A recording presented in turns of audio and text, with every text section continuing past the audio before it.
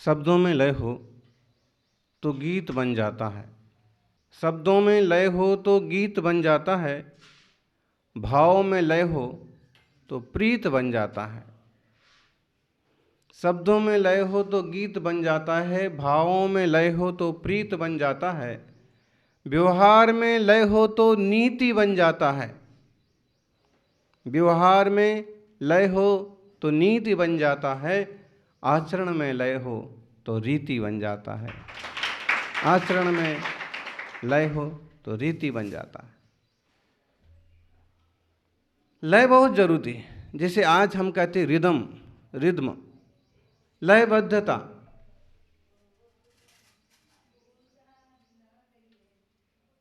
लय का मतलब आप प्रैक्टिस भी कह सकते हैं, लय का मतलब आप क्रमबद्धता भी कह सकते हैं, लय का मतलब आप निरंतर उसका पुरुषार्थ या अभ्यास भी कह सकते हैं।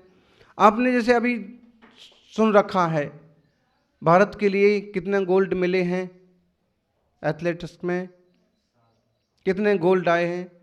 टोटल 7 पुरस्कार जीते हैं। गोल्ड कितने? एक ही है। किसने जीता है? कोई नीरज चोपड़ा नाम का आदमी। ठीक। अब आप देखिए, इस उदाहरण हम ले रहे हैं लयबद्धता रिदम के लिए कि वह व्यक्ति क्या करता है। उसकी एक बहुत बड़ी, किसी भी खेल की, किसी भी चीज के बहुत बड़ी खूबी या प्रैक्टिस जरूरी होती है। पहले उस टाइप के लोगों को एक लंबी दूरी तक दौड़ना पड़ता है, 100 कदम, 50 कदम, 200 कदम, जिस टाइप का उसका नियम है, उतनी दूरी तक लगातार दौड़ना होगा। और फिर वो क्रॉस लाइन आएगी, उस लाइन को टच नहीं करना है, वहां से ही भाला फेंकना है। और फिर जितनी दूर तक जाएगा, सबसे आगे जिसका जाएगा वो विजयी हो जाएगा। यदि इस जमाने में महाराणा प्रताप होते तो सारे गोल्ड जो है उनको ही मिल जाते भाले के। समझना? माला फेरते हैं आप, अगर माला फेरने में आपकी लयबद्धता नहीं है, क्रमबद्धता नहीं है, क्रमबद्धता नहीं है तो ना पहले दाने का फल मिलेगा, ना दूसरे का मिलेगा, और ना आखिरी का मिलेगा। और एक बात है, जितनी सी लयबद्धता है उतना फल मिलेगा, क्योंकि इसमें कोई दूसरे नंबर पर भी आया है, कोई तीसरे नंबर पर भी आया है, कोई 10वें नंबर पर भी आया है। आउट होने वाले का भी तो कोई नंबर रहा ही होगा, 50वां रहा हो, उसके पहले 49वां नंबर वाला भी कोई होगा। 49वां मतलब उस कुछ परसेंट उसने हिम्मत की है। ऐसे ही माला फेरने वाला भी ऐसा हो सकता है कि कोई फर्स्ट आए, हर दाने पर उसका अपना रिदम जारी रहे, अभ्यास जारी रहे, लगन जारी रहे, परमेष्ठियों का ध्यान होता रहे, और आखिरी दाने तक उसका वैसा ही चलता रहे, और वह समझ लो गोल्ड पाले। मतलब उसने उस पूरे समय को सोना बना लिया और बहुत ज़्यादा महत्वपूर्ण जाप कर लिया है, बहुत ज़्यादा एनर्जी उसने इन्वेस्ट कर ली है, प्राप्त कर ली है, ऑब्जर्व कर ली है। अभिषेक करने वाला इसी ढंग से क्रमबद्धता उसकी रोज, और उस पूरे भाव से कि मैं तीर्थंकर भगवान का जैसे सुमेरु पर्वत पर नवन होता है वैसे मैं नवन कर रहा हूँ, अभिषेक कर रहा हूँ, उसी आनंद में डूब जाता है। कोई कोई का श्रावक ऐसा मिलेगा कि ऐसा तन्मय हो जाता है, मस्त हो जाता है कि बिल्कुल किसी और चीज़ का उसे ख्याल नहीं रहता। और पूजा में, भक्ति में ये लयबद्धता, इसने पूरा उतने से समय का जो उसके लिए 10 सेकंड का या 20 सेकंड का जो टाइम मिला था ना, कि 1 मिनट का, कि समझ लीजिए कोई 100 मीटर की दौड़ में दौड़ रहा है तो उसके लिए जो टाइम मिला है, और उसमें कोई सक्सेस हो गया, फर्स्ट आ गया, गोल्ड, किसी को रजत, किसी को कांस्य, तांबा। जी मुनि, देखना, आप विचार करिए, मोक्ष कितनी देर में होता है जीव को? महावीर स्वामी सिद्ध हुए कितनी देर में हुए? आपने मोक्ष कल्याणक के दृश्य देखे होंगे पंच कल्याणक में, तो क्या करते हैं पंडित जी टाइप के जीव हैं, और बिल्कुल आंख बंद करके बैठ जाइए, और जैसे ही घंटा बजे कि बाजा बजे तो आंख खोलना, तब भगवान का मोक्ष हो जाएगा। अब आप देखते हो कि अभी तक तो श्री जी की प्रतिमा हो, पहाड़ जो बना रखा है असली नकली जैसा भी है, अभी श्री जी वहाँ विराजमान थे, और जैसे ही थोड़ी देर ध्यान हुआ, थोड़ी देर मार्गदर्शन हुआ कि अब भगवान मिथ्यात्व आदि सब कुप्रकृतियों को छोड़ करके सम्यक दृष्टि हुए हैं, अब देशव्रति हुए हैं, अब मुनिराज बने हैं, अब श्रेणी आरोहण हो रहा है, और अब कर्मों का नाश हो रहा है, 4 घातिया कर्म नष्ट हो गए, अरहंत बन गए। फिर अब अरहंत बन गए तब भी उपदेश चल रहा है, प्रवचन दे रहे हैं। महावीर स्वामी 30 साल तक उपदेश देते रहे, और वो 30 साल का प्रभाव है कि आज 2530 साल भी बीत जाने के बाद भगवान महावीर स्वामी की वाणी जीवंत हैं। 2548 साल पूरे होने को आ गए। अपन चाहें तो 2-3 साल में ही भगवान महावीर स्वामी का 2550वां निर्वाण दिवस पूरे भारत भर में मनाया जाना चाहिए। लोगों को उस ढंग से सोचना चाहिए और उसी ढंग से तैयारियां करना चाहिए। सेंट्रल गवर्नमेंट को और प्रांतीय सरकारों को भी इस टाइप की सूचना देना चाहिए, और नेताओं को इस ढंग से आगे आना चाहिए कि महावीर भगवान का 2550वां निर्वाण दिवस। अब देखिए, वो इतने साल तक उपदेश दे रहे हैं, उपदेश दे रहे हैं कितने साल तक? मान लीजिए 42 साल, 30 साल में मुनि बने, 12 साल तप किया, 42 साल में केवल ज्ञान हुआ, 72 साल में मोक्ष गए। कितने दिन उपदेश दिया, कितने साल उपदेश दिया? 30 साल तक। ये भी हमको सबको दिख रहा है। अब जब वो आखिरी में ओंकार की ध्वनि की अथवा पंचहरस्त्राक्षर का उच्चारण किया और देखा कि श्री जी की प्रतिमा तो पंडित जी ने उठाई और ले गए। जब आप आंखें खोली तो देखा कि भगवान तो, और तुरंत अग्नि कुमार जो देव बने थे और वो वहाँ अग्नि भी जलने लगी। ये आज दिखाया जाता है, और इसमें भी एक सच्चाई है कि इसी ढंग से कुछ होता है। असल में भी ऐसे ही होता है कि अभी तक तो सबके सामने भगवान बैठे हैं ध्यान में, सब आंखें खोले खोले देख रहे हैं। क्षण भर में जैसे आयु पूरी हुई तो शरीर कपूर की माफिक क्षण भर में उड़ गया और आत्मा सिद्ध हो गया। अब देखना कितने भाव से उस जीव ने रिदम, अभ्यास, लगन से काम चालू किया था आत्मशुद्धि का। इसी भाव में कितने साल तक कठिन तपस्या की थी। इसी भाव में समझ लीजिए कि अरहंत अवस्था में भी कितने साल गुजर गए। लेकिन अब जब सिद्ध होने का समय आया तो कितना टाइम लगा? यूं बोलने के लिए बोलते हैं कि 5 ह्रस्व अक्षर अ, इ, उ, रि, लि, इतना जितना उच्चारण में लगता है 5 सेकंड, इतने में 1 सेकंड में वो सिद्ध हो गए, 5 सेकंड में सिद्ध हो गए। लेकिन शास्त्र की अध्यात्म की भाषा कहती है कि इतना भी नहीं लगता। यहाँ से जीव को सिद्ध लोक तक जाने में समय कितना लगता है? कितना लगता है? एक समय, 1 सेकंड में तो ढेर समय है, असंख्यात समय। हम जितनी देर में बोल रहे हैं ना, इतने में तो सिद्ध लोग पहुंच गए। तो 1 सेकंड में, 1 समय में मोक्ष हो जाता है, आत्मा सिद्ध हो जाता है। 7 राजू लंबी यात्रा, अभी तक 14 राजू उतुंग नभ। कितना ऊंचा लोक है?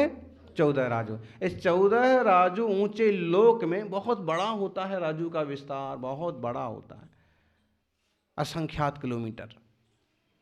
इस लोक में अभी तक ये जीव अनंत काल से भटक रहा था, लेकिन इसने अपने अभ्यास के बल पर स्वरूप को समझकर आत्मदृष्टि करके और एक समय में 7 राजू तो यहाँ आ गया, नीचे से मनुष्य बन गया, और मनुष्य पर्याय पाकर के केवल एक समय में 7 राजू तय कर लिया, सिद्ध हो गया। गजब की बात है। अभी तक वो 7 राजू में कितने बार यह जीव भटक रहा था, जन्म मरण कर रहा था। लेकिन एक बार इसकी जो इसने अभ्यास किए थे, बार बार मनुष्य हुआ, समाधि करके फिर देव बना, फिर मनुष्य बना, फिर तपस्या करके देव बना, फिर वो अभ्यास, वो दौड़ ऐसे पकी बाद में कि जब यह एक अच्छा मनुष्य भाव पाया और उस भाव में जीवन भर फिर उसने तप की, संयम की दौड़, परिणामों को ऊर्ध्वारोहण कराने की दौड़, परिणामों को ऊंचा उठाने की जो उसकी निरंतरता है, उसका परिणाम ये हुआ कि एक समय वो आया कि जीव सिद्ध हुआ और केवल एक समय में भगवान बन गए।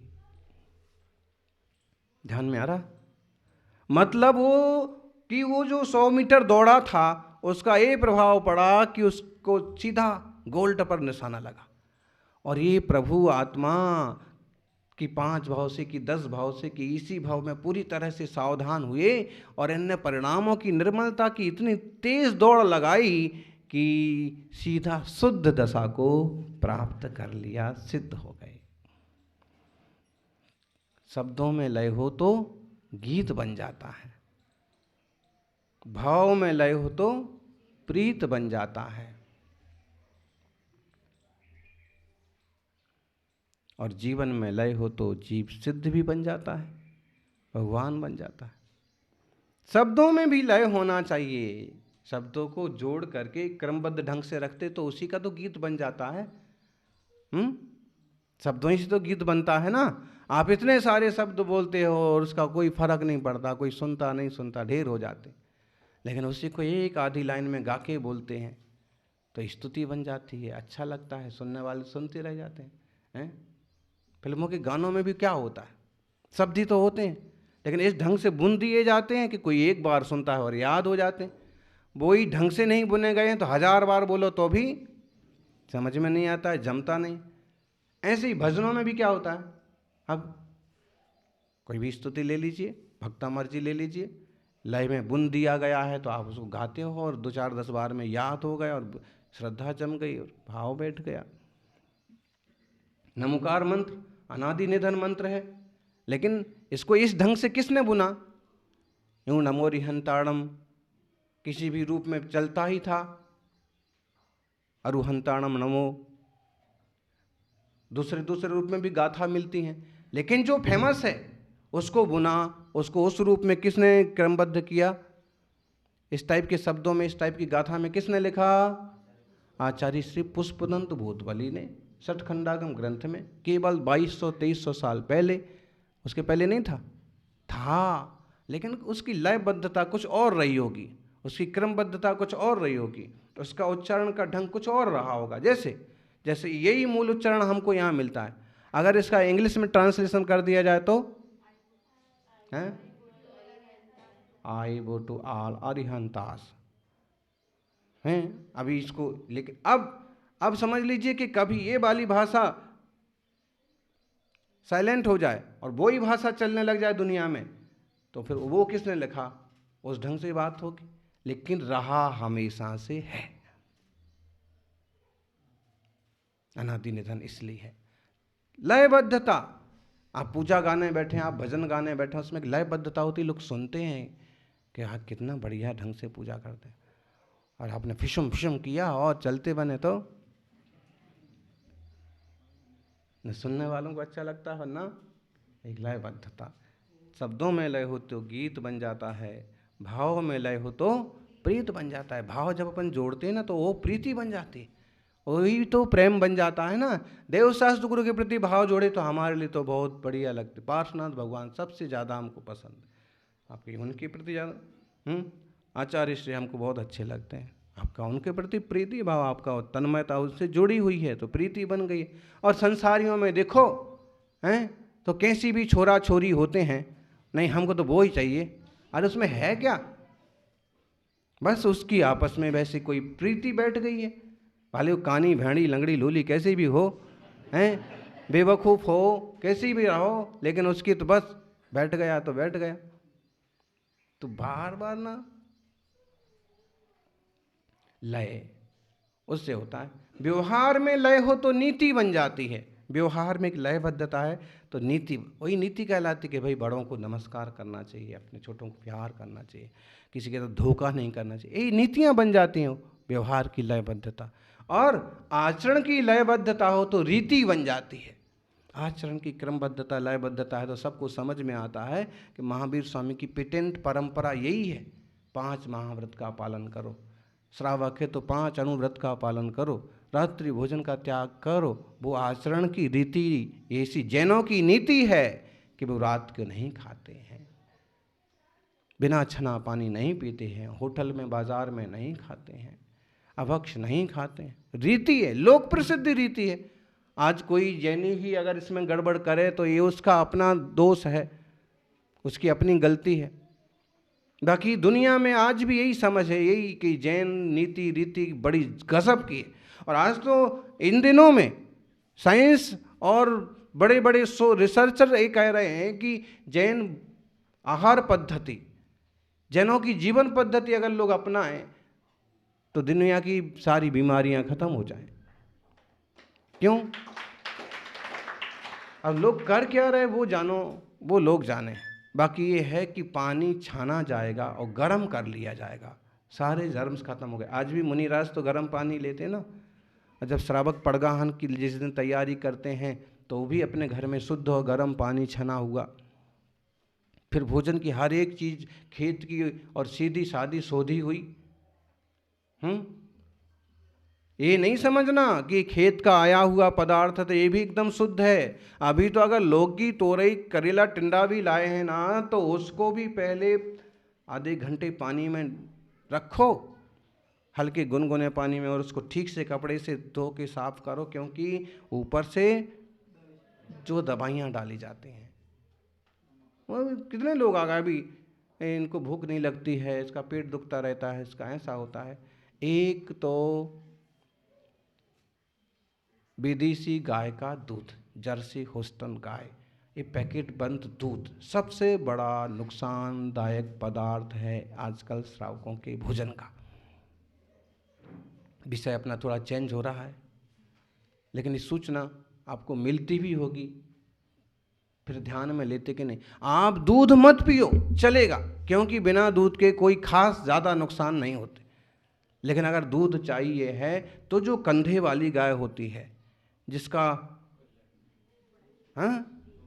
सूर्य नाड़ी ऊपर उठी हुई होती है, और जो सूरज से भी तरंगें खींच करके और अपने शरीर में सोने जैसे दूध का निर्माण करती, तो या तो वो देसी गाय, भारतीय गाय, उनका दूध हो, और वो अमृत है, बीमार आदमी के लिए पावरफुल। लेकिन आपने वो लिया पॉलीथिन वाला और वो डब्बे वाला और क्रेन वाला और फिर होस्टन का और जर्सी का और दूध है साहब। हर सफ़ेद चीज़ दूध नहीं होती और हर पीली चीज़ सोना।